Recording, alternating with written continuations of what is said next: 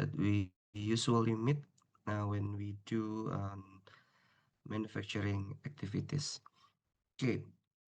Um, so today, actually, we will be covering and we will talk about the fundamental machine tools that usually, sorry, okay.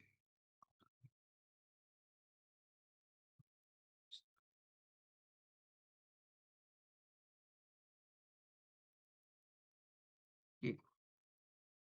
We will talk about fundamental machine tools that we usually used in material removal, and maybe we will start by breaking down the main components and some processes of lathe machine, milling machine, and drilling machine.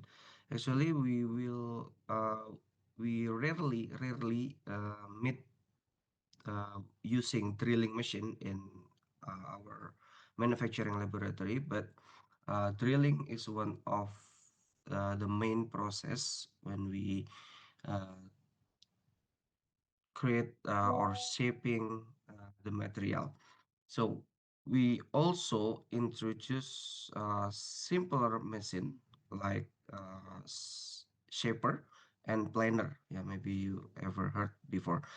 And further, we will talk about engineering analysis behind those machining processes, and we will try to looking at how we calculate things like machining time and material removal rate.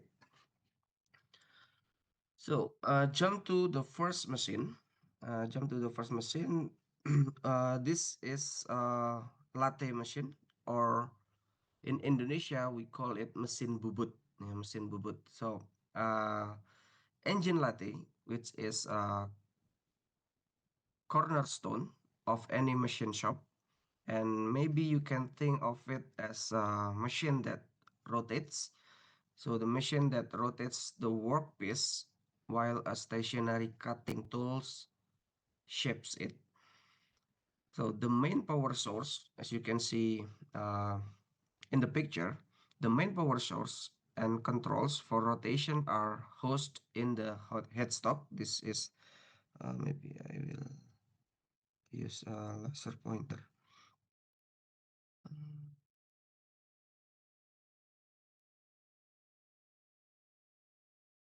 Okay, as you can see here in the picture, this is a headstock.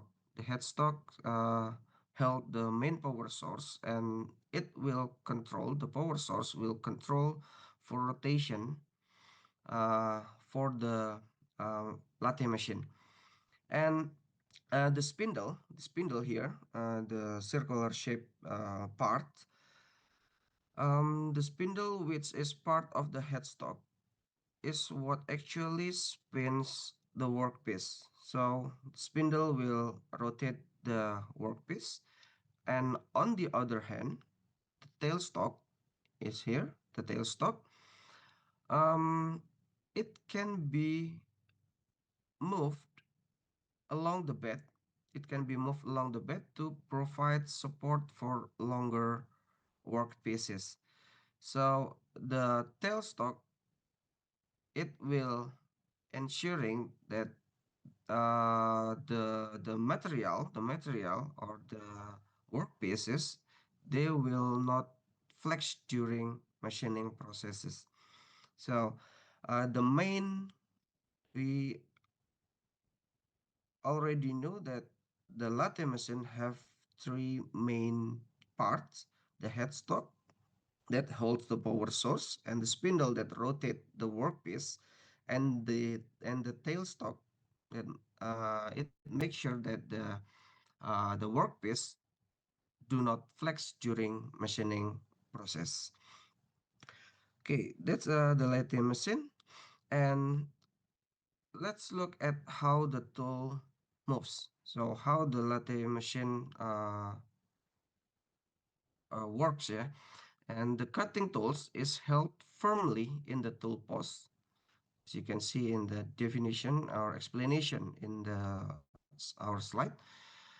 So the cutting tools is held firmly in the tool post, and this entire assembly is mounted on the cross slide, so which allows for movement perpendicular to the workpiece, and the cross slide itself is on the carriage, which can slide back and forth parallel to the workpiece. And by moving the carriage, we can perform a turning operation to reduce the diameter. And by moving the cross slide, we can perform a facing operation to create a flat surface on the end of the part. So that's how the tool moves in the lathe machines. And when we talk about the size of the lathe machine, we will refer to two key specification. First is the swing, its swing, and second one is maximum distance between centers. So the swing is the largest diameter of workpiece that can be rotated by the lathe machine without hitting the bed. So without hitting the bed, so swing is the largest diameter. Uh, specification for the lathe machine, when we talk about swing, is the largest diameter of workpiece that can be rotated on the lathe without hitting the bed. And the second uh, size that affected the lathe is maximum distance between centers. So maximum distance between center is the longest workpiece that we can securely hold between the headstock and tailstock. The maximum distance between center is the longest workpiece that we can securely hold between the headstock and tailstock. So both of the swing and the maximum distance between center is the two numbers that define the maximum dimension of the parts that we can work on the lathe machines. So when you ask maybe in the mid exam, what is the specification or the size of the lathe determined by what characteristic? You can answer the swing parameters and the maximum distance between centers parameters. Okay. Um, Next, we we can find there are several ways to hold a workpiece securely in a lathe machine. So we have four. Yeah? We have four. Uh, we have four types. Yeah. You or we can mount it between two centers. We can mount it between two centers. Uh, the advantage is when we hold the workpiece between two centers is good for long and slender parts. And a chuck, which has adjustable jaws, is very common for holding a wide variety of shapes. And Collect provides very precise, and firm gripping. So it will ideal for smaller standard size bar stock. And the last one, a faceplate, is used for irregularly shaped parts that cannot be held by a chuck. So this is the four methods that commonly used for hold the workpiece when we use the lathe machines. Okay. Um, so we already uh, study about the first shaping operation using a common machine in manufacturing processes. It's a lathe machine, and the second one is milling operation. So as you can see in the slide, milling is one of the basic machining processes. On the other way, we can say that milling is one of another fundamental process, but it's the opposite of turning process. So it is the opposite of turning process. Turning process is a shaping process, one of the fundamental process when we use lathe machine. And the milling machine, we use the name of the machine is a milling machine, same as the process. And in milling, as I said before, that the milling process is the opposite of turning process. In milling process, it's the multi-tooth cutter that rotates, and the workpiece is moved or fed into it. So this process allows us to create a wide variety of complex shapes and features. So the axis of the cutter rotation is perpendicular to the direction we feed the workpiece. In milling process, we have classification. So milling is broadly categorized into two types, peripheral milling and face milling. In peripheral milling, as you can see in our slide, the cutting teeth are on the outside circumference of the cutter. So the surface is generated as this teeth sweep past the workpiece. And in the face milling, the second type of milling process, the cutter is mounted on a spindle. So the primary cutting action is done by teeth on the flat face or maybe end of the cutter, which is positioned perpendicular to the workpiece surface. Okay, those are the two types of milling process, peripheral and face milling. So this is the illustration of uh, the basic motion. Yeah, this picture illustrates the basic motion. The cutter rotates at high speeds. Yeah, so this is the cutter. The cutter wheel rotates at a high speed, which is our cutting motion, and the workpiece is fed in this arrow direction. The workpiece is fed slowly against the cutter. Which is our feet motion. So the depth of cut determines how much material is removed in a single pass. Okay, we already talked about the classification of milling, and in this slide, we will know the methods of milling. There are two primary direction for feeding the workpiece. We have up milling direction and down milling direction. In up milling direction, also we call it as a conventional milling, the workpiece is fed against the cutter's rotation. Maybe you can think of it as um, maybe the cutter rubbing against the material before taking a chip, and that's in up milling process. On the other hand, in down milling process or climb milling, the workpiece is fed in the same direction as the cutter's rotations. So here, the cutter climbs into the workpiece. So that's the difference between up milling and down milling. Next, the methods of the milling, the choice when we choose down and or up milling. So the choice between up and down milling,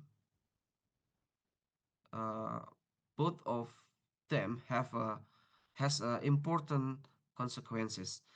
Down milling tends to pull the workpiece into the cutter, so it will pull the workpiece into the cutter, and the consequences are it will reduce the power required and give a better to life.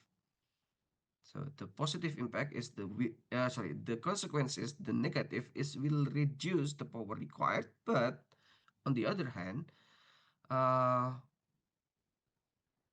it the minimum power it will affect the lifetime the lifetime of tools, so it will give a better to life. And however, this same pulling action means that if the machine is not rigid, it can grab the workpiece, so it will potentially damaging the part or the tool. uh, in upmilling process, in upmilling methods, upmilling is a way more safer and more traditional method that avoid the risks uh, that occur on um, downmilling process. So every it's of it's of it's every method have their own advantage and disadvantages. Okay, next, milling machines come in different configuration. As you can see, type, the knee type or horizontal and vertical. It can be horizontal or vertical, and it has a vertically adjustable knee that carries the saddle and table. So this design will offer great flexibility. And the bed type, for the bed type machine, it has a fixed bed. It has a fixed bed, and the table will only move longitudinally. So it's a much more rigid structure, making it more suitable for heavier cuts and production work.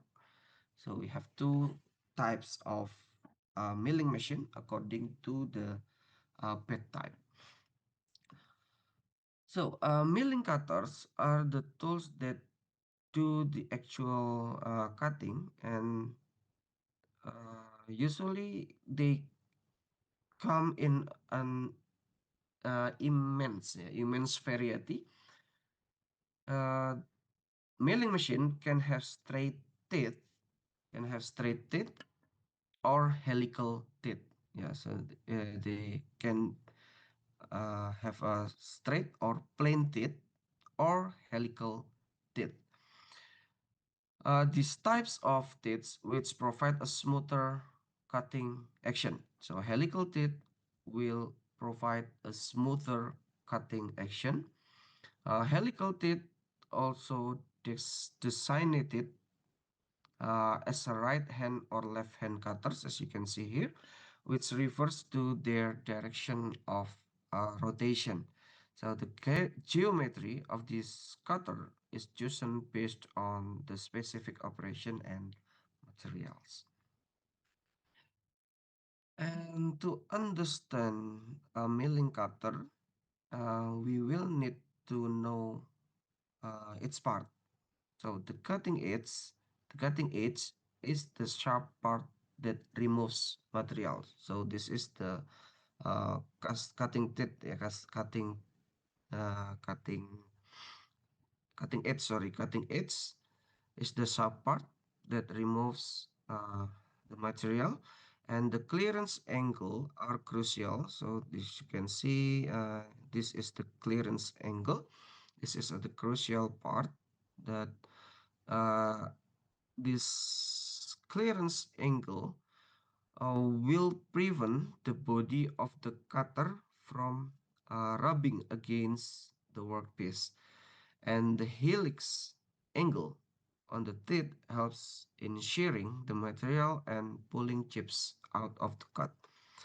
So all of these features will work together for efficient cutting process in milling. Okay, this is the several types of peripheral milling. We have slab milling, slotting, side milling, straddle milling, and form milling. So slab milling uses a wide cutter to machine a large surface, and a slotting milling will uses a narrower cutter to create a slot. In side milling process in which the cutter machines the side of the workpiece. And for straddle milling, uses two cutters. Yeah, it says that it's same as a side milling, but in straddle milling uses two cutters simultaneously to machine two parallel surfaces. And the last one, for milling, uses a specific uh, uses a specially shaped cutter to create a specific profile in the workpiece. So in these diagrams, it will give you a visual reference for the operation we just discussed before. Slab milling, slotting, side milling, straddle, and form milling. So it's showing how the cutter interacts with the workpiece. For slab, slot, side, straddle, and form milling. Okay. Other milling operation, various forms of face milling. So face milling also has several variation. Conventional face milling uses a cutter larger than the workpiece, as you can see in this picture. So the cutter dimension, the face of the cutter is larger than the face of the workpiece. And in partial face milling, the cutter only overhangs one side, as you can see in this picture, B section. Okay, and C is end milling. End milling uses a smaller cutter to create slots or pockets. So it will create a cavity in the middle of uh, as in the picture you can see the milling cutter will create a cavity or hole in the middle of the workpiece. And D is profile milling. Profile milling um, traces the outside edge of a part, demilling outside of the part. And pocket milling is used to create shallow cavities. And the last one is surface contouring. Uses a ball nose cutter to create complex 3D shapes, as you can see in the picture. Okay, um, we already talked about two two methods of shaping processes in the uh, manufacturing process. The first one is a turning process, and the second one is a milling process.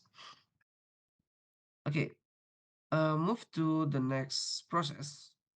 Next process is drilling. Drilling is the process we use to create round holes. It uses a rotating tool called a drill bit that typically has two cutting edges. So this method, this shaping method, is the most often done on a machine called a drill press. We can create two types of holes: through holes, which go completely through the material, completely through the material, like this picture, A picture, and the B picture is blind holes which stop at a certain depth. Okay, so the most common drill bit is the twist drill. Is the twist drill. This is the uh, picture of the drill bit. It's the twist in the drill bit. Its a key feature include the flutes, which are spiral grooves that carry chips out the hole. So the chips that already cut will lift, yeah, will lift and carry outside the hole. And the point angle, as you can see here, the point angle, usually or typically 118 degrees. Yeah, 118 degrees. That angle allows it to penetrate the material, typically 118 degrees. So the chisel edge at the very center doesn't actually cut well but pushes material aside, which is why starting a hole accurately can be very tricky, especially for uh, unprofessional operators. So, a full drilling operation often requires more than just a standard twist drill. So, we use a center drill to create a small starter hole for accuracy.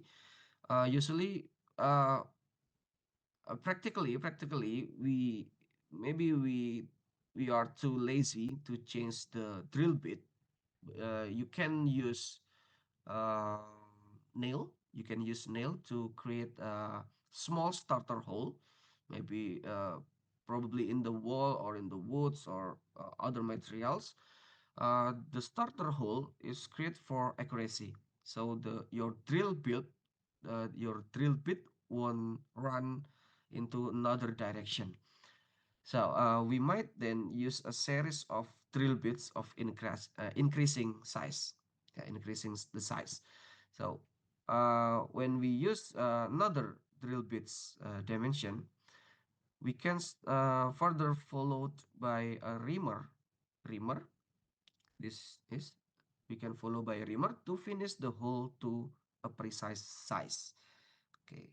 Counterbore and countersink tools are then used to create recesses for bolt heads or screws. So the body of the twist drill is defined by its flutes and the web. The flutes provide a path for chips and coolant, and the web is the solid metal core between the flutes and it gives the drill its strength.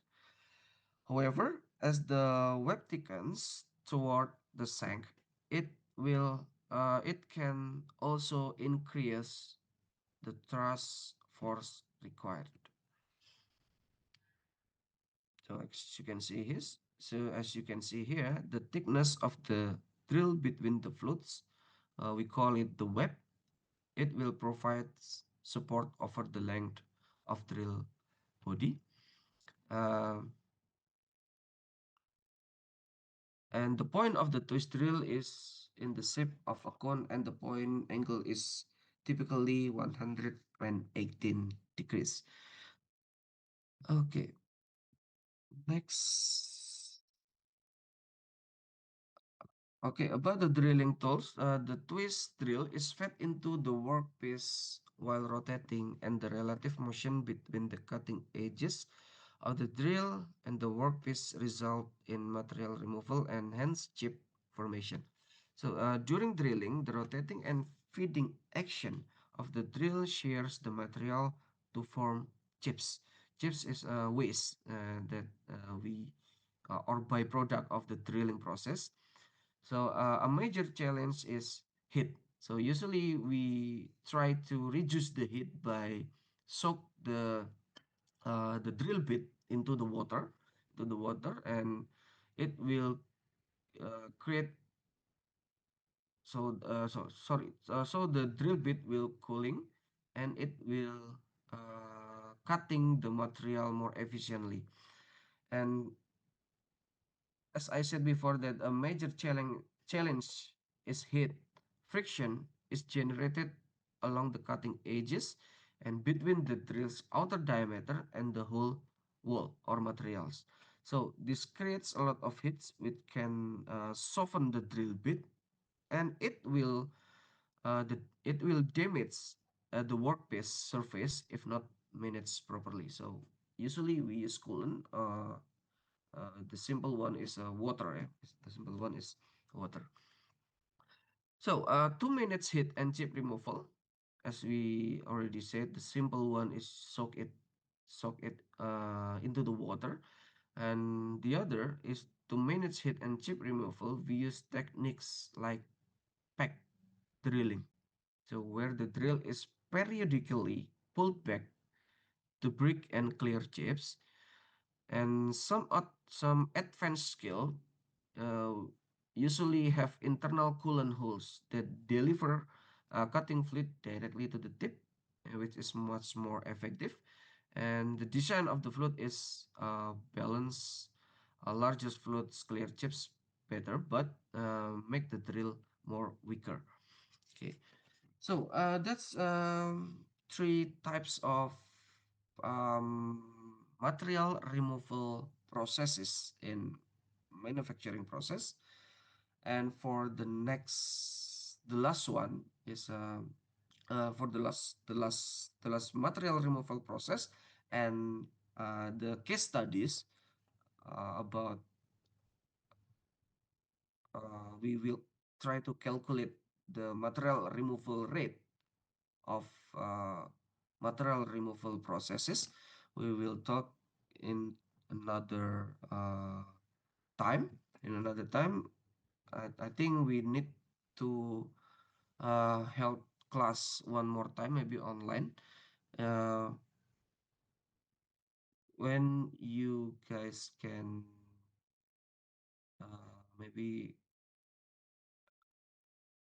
schedule our lecture. What days? Probably on Friday, but Friday. What time for that? maybe Friday in the morning. Eight or nine? Which one? I think 9 is fine, but Nine, yeah. Okay, okay.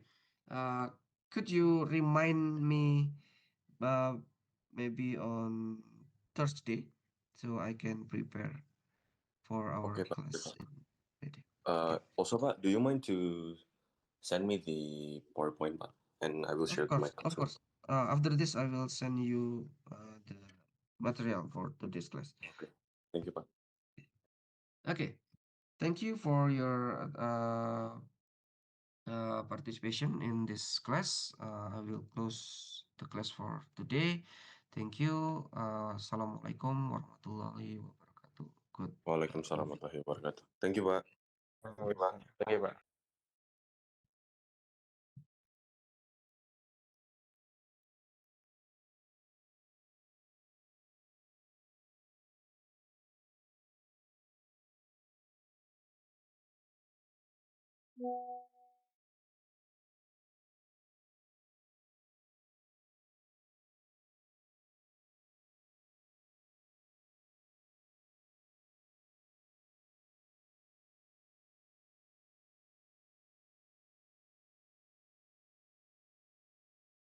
Dah, gue pengen nanya buat UTS apa aja materinya, anjir.